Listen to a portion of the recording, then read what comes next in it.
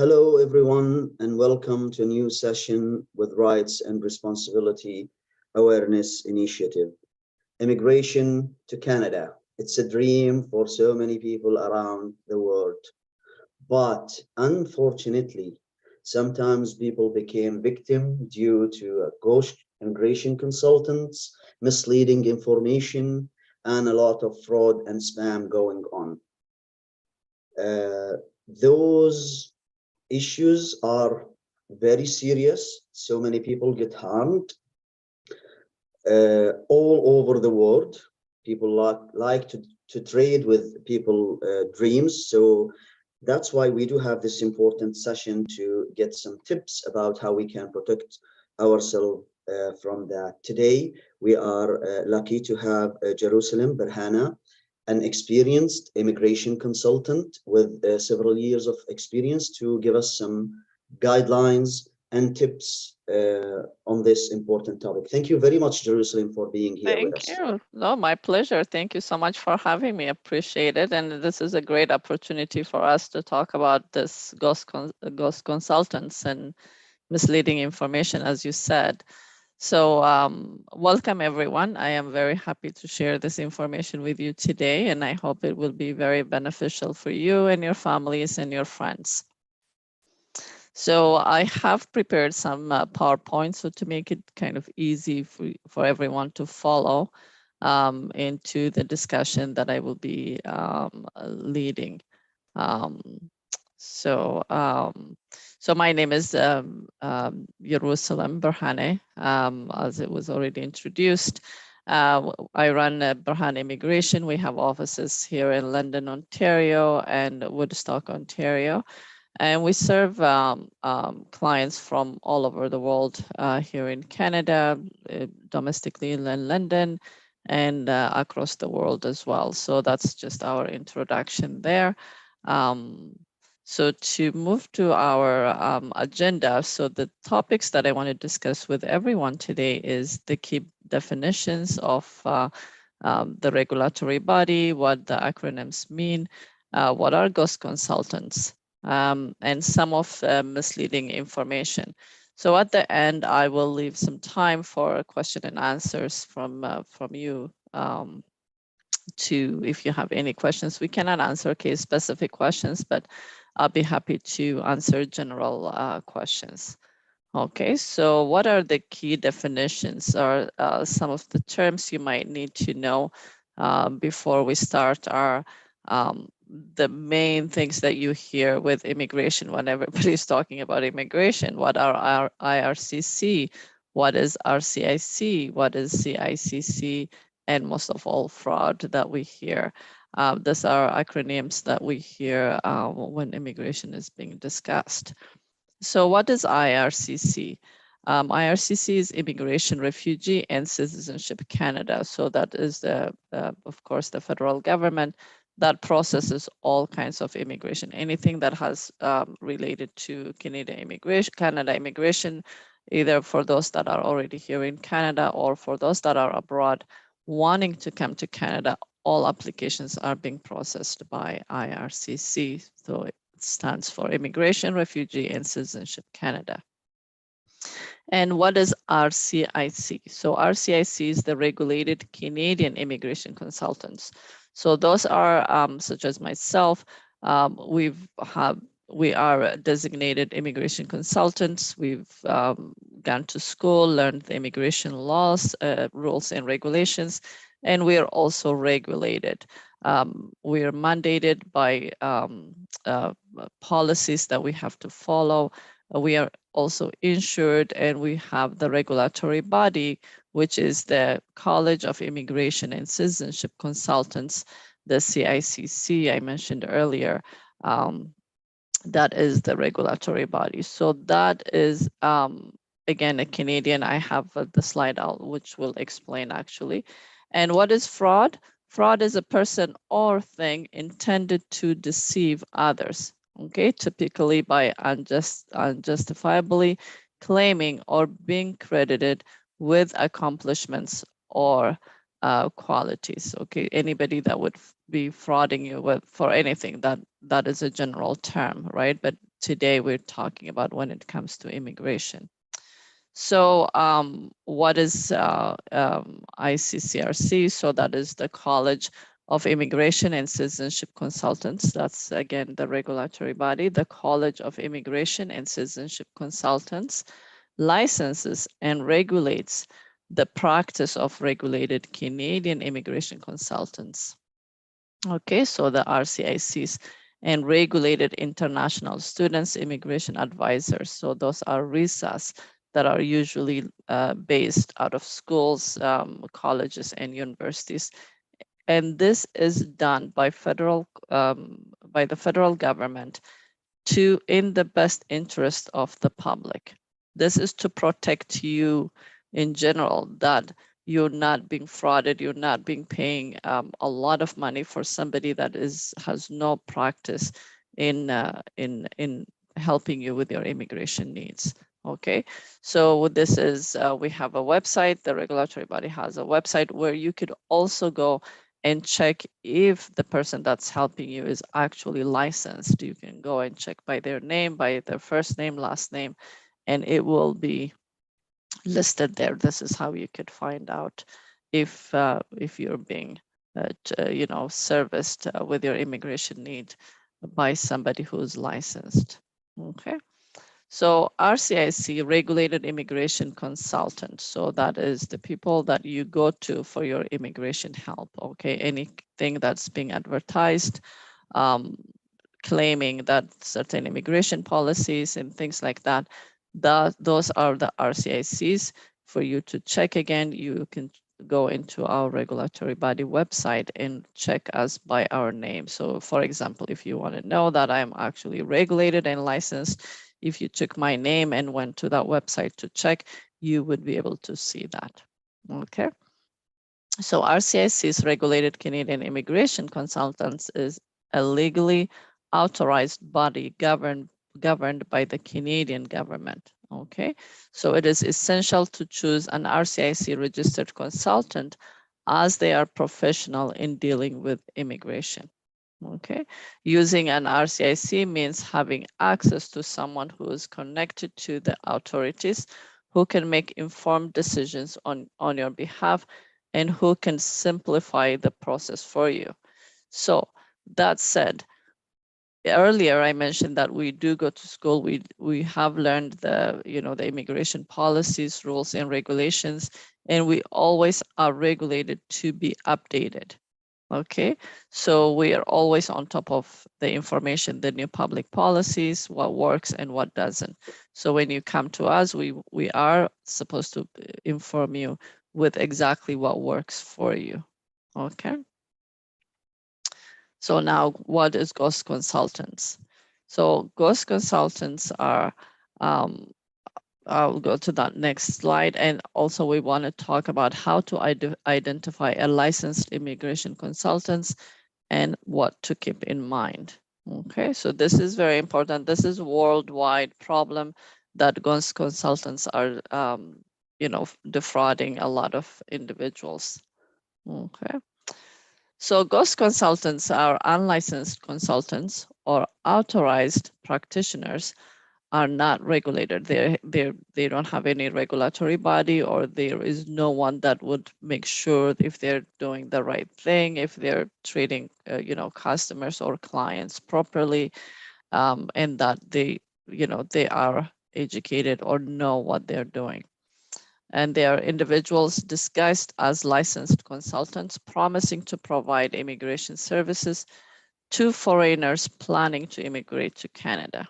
Okay, not only the ones that are wanting to come from abroad, but also those that are already here. Okay, we hear a lot that people give them misleading or false promises and take a lot of money from them, and then they just disappear, or they just say, oh, it didn't go through, and things like that. Okay. Ghost consultant will charge you a fee, but through your application. But if anything happens negatively, they're not held responsible.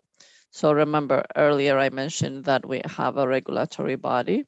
So if anything goes wrong, for example, the decision making is, of course, is the visa officer. They make their final decisions, but we have to provide proper advice.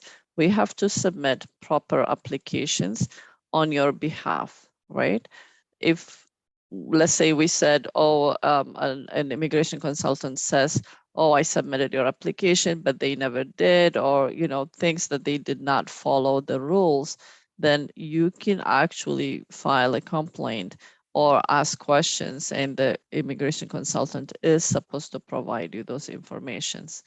If you cannot mitigate the problem between you and the immigration consultant, then you have that regulatory body where you can go and say, this didn't work, or I have a complaint about this and that, and they will listen to your complaint. Okay, but if you go to a ghost consultant, you pay your money and they tell you, yes, we've submitted your applications, and then they can just disappear. There you will have no one to complain about. Okay, you can go through the police and all that, but again, if they change their numbers and contacts, then you're out of luck. Okay, so who are authorized representatives? In Canada, the only immigration consultants who can give you Canadian immigration advice in exchange for a fee or benefit are licensed immigration consultants, people licensed by the college. Okay. These professionals have been trained, as I mentioned earlier, on Canadian immigration policy to keep up to date with any changes. So it is very critical by having that knowledge that they're providing you exactly what works for you and your family. Okay. So now, how do we identify licensed immigration consultants? Okay, so you verify if your consultant is licensed with the college. Ask for a license numbers. For example, if you come to me for an initial consultation, you have the right to ask me to see my license. Again, you have the right to go into the college website and check by my name and my last name to see if I'm licensed. Okay, then the second way to check is take a closer look at the website or the social media posts. Okay, be aware of fraud websites of fraud consultants. For most of the time, take a close look at sometimes the domain name may not be the same as the actual company name. Okay, they might not have provided contact information and there is no information on the company's representative. Okay, so usually there would be a phone number that is, you know, kind of keeps changing from time to time. Once they get you and then you pay them, they may not be there the next time you contact them, or the next time you contact them to find more information about your application. Okay, and ask to yourself these questions. Did they provide a retainer agreement or a service agreement? Are they Canadian citizens or permanent residents? Are they representing you? Are they representing you as a client or filing your case as your representative? Did they have you sign a use of representative? I'll give you an example. So if you came to me and I'm helping you with some immigration needs, the process is you come do the initial consultation, and the next step will be for you to sign a service agreement or a retainer agreement. This agreement will hold all the stages. What my responsibilities are as an immigration consultant, what I will be helping you with, what you're paying your service fee for, and all the steps, what your responsibilities, my responsibilities. If we have some kind of disagreement that we cannot solve, where do you go what do you go the next step, right? So all this information, it's kind of 10-page where it describes all the relationship between a client and the representative. Okay, the next step is when I submit the application, I submit your application under my portal, under my name, as you as my client. Usually with ghost consultants, they're submitting the application on your behalf. So they will open the portal in your name. Okay, so the next time you may not have the UCI number, you don't have the application number, so there is no way for you to follow up. So the application gets suspended, right? So, but when you go to the immigration consultant, they have to provide you information on each step. What happened stage 1, what happened stage 2, and all the follow-up, all the steps. And we also are obligated to provide you a copy of everything that we have submitted into the government. Okay. Okay, so misleading information, what's misleading information, and how to make sure the information on the internet is accurate and reliable resources, and how to report fraud. Okay, so misleading information is information that gives a wrong idea or impression about certain topics. Okay.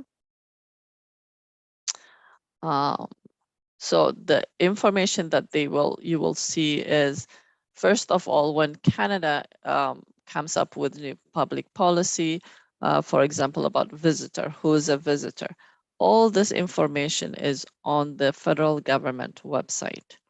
You can go and read. I'm sure now with so many translations, you can have it translated and read about it. You can be informed yourself, right? So whatever we're telling you, we just are more knowledgeable about it, but we're not making up. It's not that it's not available to you. It is available to you if you research it, if you want to read about it, if you want to learn about it. Then when you meet with the immigration consultant, then you're aware, you already have some ideas, right? So some of the things that we see online are the fraud or the misleading information are grant to study in Canada fully funded. So this is, for example, one of the information that, you know, we see when you go into your social media. Canada grant 2023 to study in Canada, fully funded financing, and then you get a salary of $14,900 per year. Your air ticket is fully paid, visa cost, tuition fees, and things like this are not true, right? So even when you see these things, check for yourself first. First of all, make sure that the people that are posting this are actually immigration consultants, are actually people that are knowledgeable about this. And even if not, whether they are or not, go to the Canadian website yourself and check this information. Make sure they are coming from the right resource. Okay. Work opportunity. Canadian businesses are hiring Colombians with salaries up to 12 million. These are some of the things that I used for as an example, so I can show you, right? When we see these things, we cringe because they're not true, right? But a lot of people, more than you know, are paying thousands and thousands of dollars because they think, okay, yeah, I really want to go to Canada and this is a great opportunity, but it's not true, right? So work opportunity, Canadian businesses is hiring Colombians with salaries up to 12 million pesos. So the English language is not essential, and that interested persons must have their valid passport and comply with profile provided in labor intermediation and this and that. Let me tell you something. If Canada is going to bring workers, there has to be the employer who has already proven to the government, has gone through the process saying that, I cannot find any Canadian citizens or permanent residents, and now I would like to hire this individual from outside Canada. They have to go through the due process for them to bring employees from outside Canada. It's not that easy. So please do not fall for this misleading information. The same goes for the slide that I just showed you earlier. For the study permit, you have to go through the due process. Schools may provide funds, right? Like tuition, what is it, bursaries, right? But there is no one offering free ticket or visa, Canadian visa for free. You have to go through the process.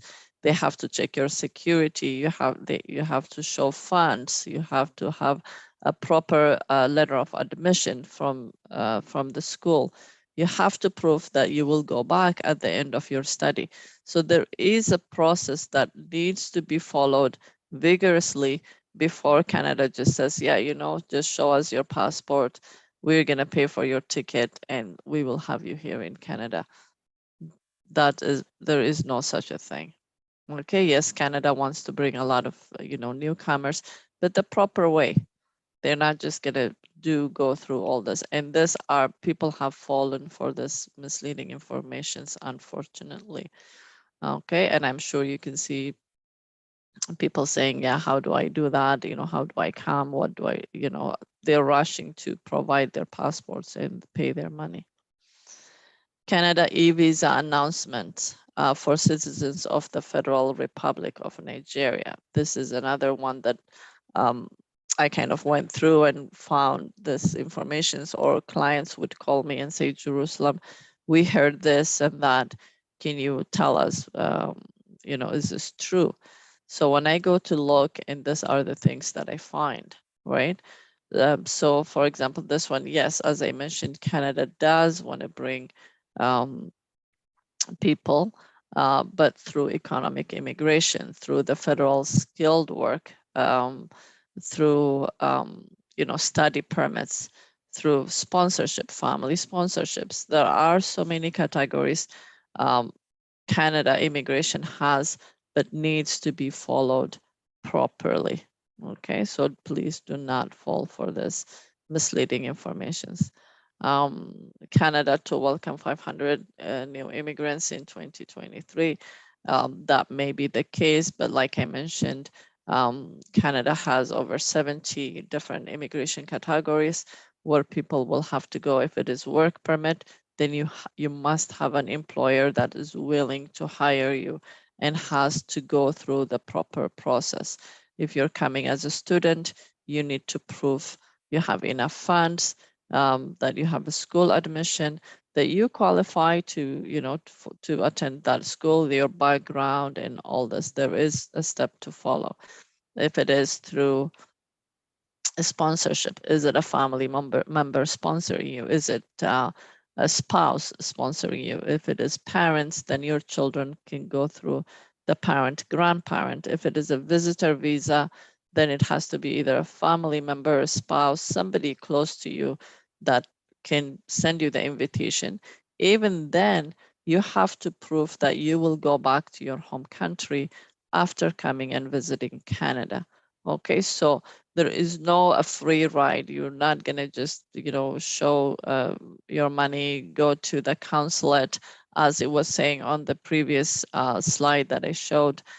Go to the Nigerian consulate, take your passport or copy of your passport, and then you will get this. There is no such a thing. So please do not fall for these things. Do your proper research, ask questions, and get your information from the right people. Okay. So how to make sure the information is accurate, right? Check a reliable resource. As I mentioned, all this information is available on the immigration website, or you can even go to the regulatory body website, and they will guide you through who's licensed, who's not. And one, you know, even if you go to the Canadian immigration website, you can find information about the study permit, the caregiver program, the work permit. All that information is available for you. Okay. Check credentials from the person who's sharing the information. So are those people that are posting those slides that I showed earlier, those fraud informations, are they providing the resource where they get that information? Even if they do, check for yourself. Don't just believe it because at a face value. Don't take what you see as is and pay all your money. Does the person sharing the information supplied a list of reference? Okay, at the end of whatever they're posting, did they say, okay, here, this is where I got it from the immigration site, go and check for yourself. So this way you can go research yourself. Okay, is it a study permit? Where do I find it? Here is the link. I'll check for myself. Okay. So here are the reliable sources, as I mentioned, Government of Canada. Okay, if you click the link, it takes you there. The immigration on Twitter. Okay, social media is, even the federal government is on social media, so they can provide all this information so people are not being misled by ghost consultants. Okay, and the College of Immigration and Citizenship Consultants, as I mentioned earlier, we're trying so hard to protect your best interest, so that way you're not hopeful and then that dream is crushed. There are ways to come to Canada, but they are all to be done proper way. Okay, so please don't be fooled. Always check, where does the email address take you? Where does the phone number take you? Are they licensed? Are they regulated? All these things. You can check. The College of Immigration and Citizenship Consultants is there to protect the public, and they provide you the information if you want to check with them if this individual is actually licensed to practice immigration, so they can help you. Anybody outside that list, then they're fraudulent.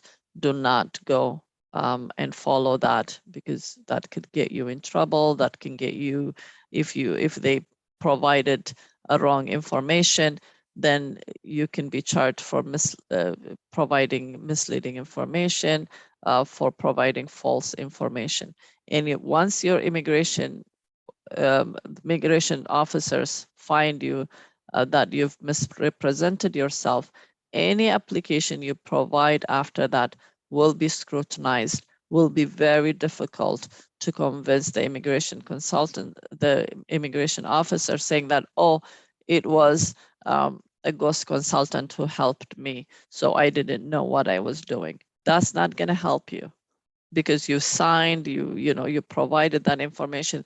This person is saying that because they're representing you and they cannot be your authorized representatives, they are submitting the application as you.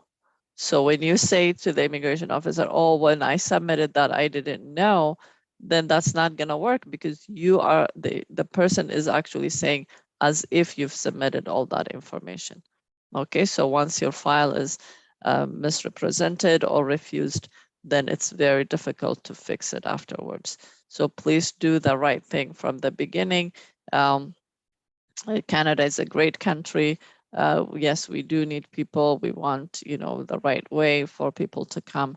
But as everything else, please follow the rules. Please go through the right process. Okay. So now how do you report a fraud, right? Call the Canada Border Services Agency. They're called CBSA for short. There is a 1-888 number for you to call and inform them of what you saw or what you heard, or if you've been a victim of this suspicious activities, or you've paid your money and you just found out that it was all fraud, then this is the number that you can contact. All right, so that's the end of my presentation, exactly half an hour. So if you have any questions, I am more than happy to answer them for you. Thank you very much, Jerusalem, for all of this useful, fruitful information. We do have some questions, please. Sure. So, for example, first question, of course, those questions came from our social media pages and YouTube and Facebook, as well as LinkedIn. So first question, how do you as an immigration consultant follow the changes in the immigration policy? Because there's a lot of dramatic changes and new systems generated. So how could you follow up, all of those changes and be competent at the same time? So, like I said, it's it's our duty to make sure to be kind of subscribe to the immigration news if there is anything new comes up, and through our regulatory body as well. We have constantly, there are CPDs that we need to do professional development, and we do take training on any new policy that has come up, new public policy that comes out. We are aware through, like, even you can be checking that, checking the immigration websites to find out. But we, because it's in our profession, we subscribe to some sites, and also through our regulatory body, and then they do provide sessions to get us all up to date and to make sure that we are all in par with what's happening, the changes. So our next, thank you very much for this. So our next question is, I'm dealing with a registered and a licensed immigration consultant, but what if I'm not happy with the performance, and how is my application going? Is there anybody I can complain to, and how? Yes, so my suggestion is always try to work it out with the person. Of course, have a conversation and do, go through that. If that doesn't, then earlier I maybe you can share the CICC website, our regulatory body.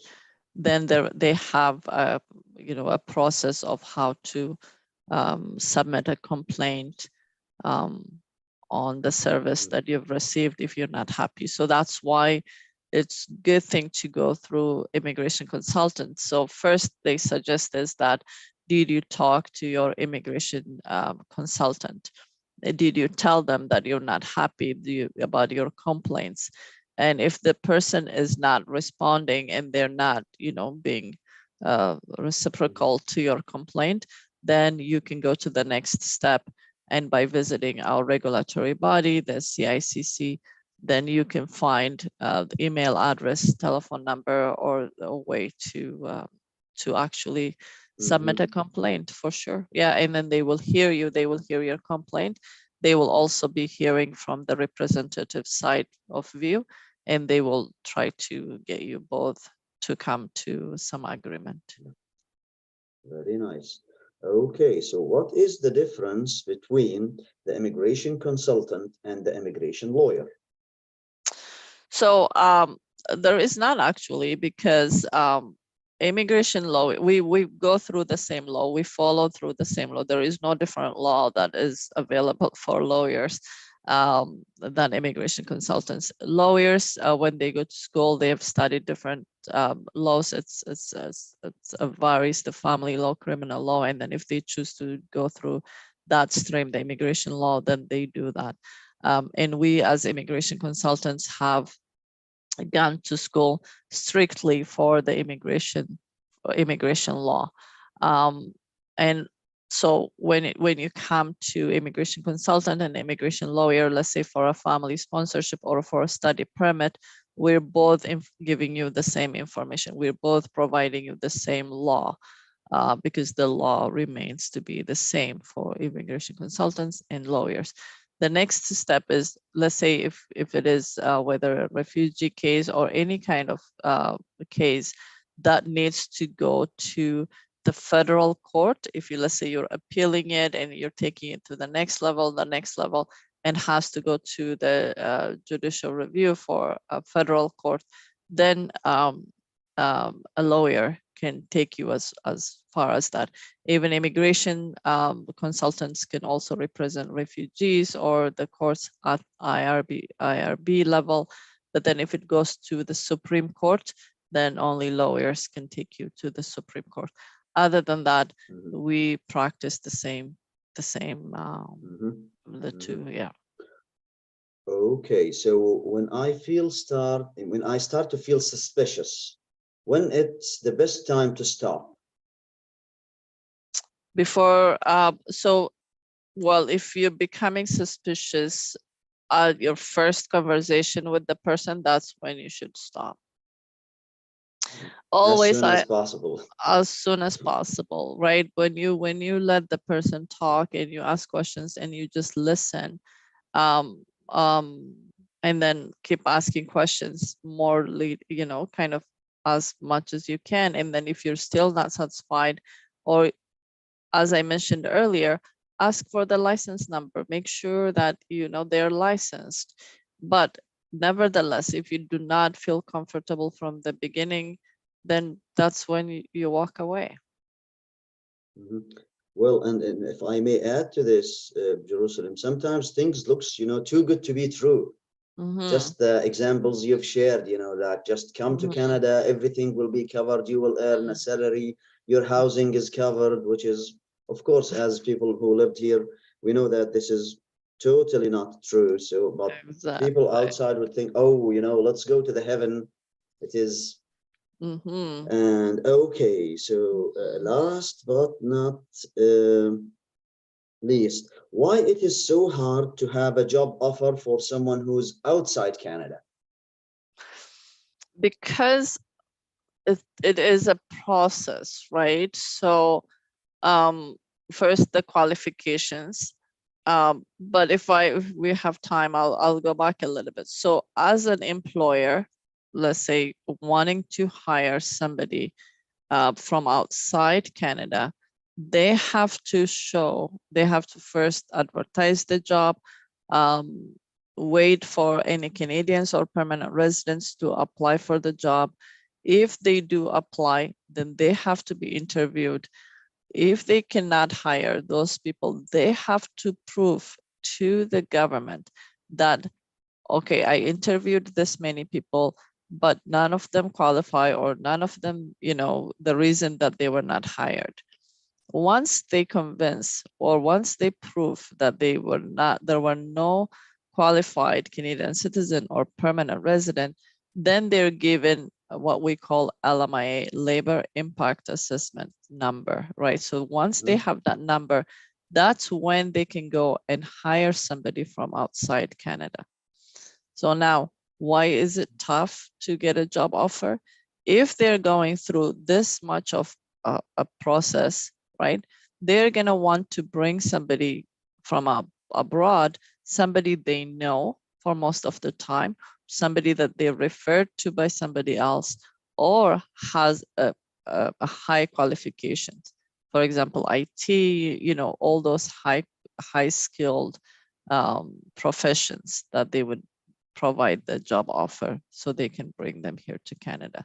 Other than that, they go, for most of the time, from my knowledge, from my experience, they go for someone that they already know, or they are referred to, because they cannot guarantee, right? So I understand it is tough, but that's why it makes it tough from the employer's perspective as well. Yeah, we do have another question, if you don't mind. Yeah, of course. This question just came, while you're talking. Would it make my application process faster if I hired a lawyer or immigration consultant? Would that impact my application in any way? Okay, so when you have an immigration consultant or a lawyer, what we can do is we can follow up on your application to make sure that there is no documentation missing, and asking for a status update. But if it is because you hire me, I'm going to speed it up, is not true. We go through the same due process. If there is a backlog in immigration, then there is a backlog. No lawyer or no immigration consultant is going to fix that. The only difference is that we could follow on your application, making sure that we're constantly asking if there is any missing information that they're looking for that would help with the process. But aside from that, if the application is going to take its due time, then it is going to take its time. No lawyer, no immigration consultant has a preferred phone number or any way that they can speed up your process. So that's the truth. So anybody tells you otherwise, it is not true. That would be a red flag then. If someone told you, well, I can't just speed it up for you. Yes, yes. The only thing is that they will submit a perfected application, right? And that they will follow up with your application. But just because you hired somebody does not mean that your application, aside from those perfected applications, making sure nothing is missing, your application is not going to be returned because there is a missed documentation, right? That is done. But aside from that, once that's submitted, just because Jerusalem submitted your application is not going to speed it up, or the next door lawyer submitted it is not going to speed up the processing time. No. And thank you very much for answering this. Well, I think those are all the questions I do have for tonight. Jerusalem, it has been an honor to have you here with us. Thank you very much indeed for all of that wonderful information. You are very, very welcome. And I hope the listeners will benefit from this discussion. And thank you so much for having me. Well, we are honored to have you, Jerusalem. Thank you, everyone, and have a great rest of your day. Thank you. Thank you. Bye-bye.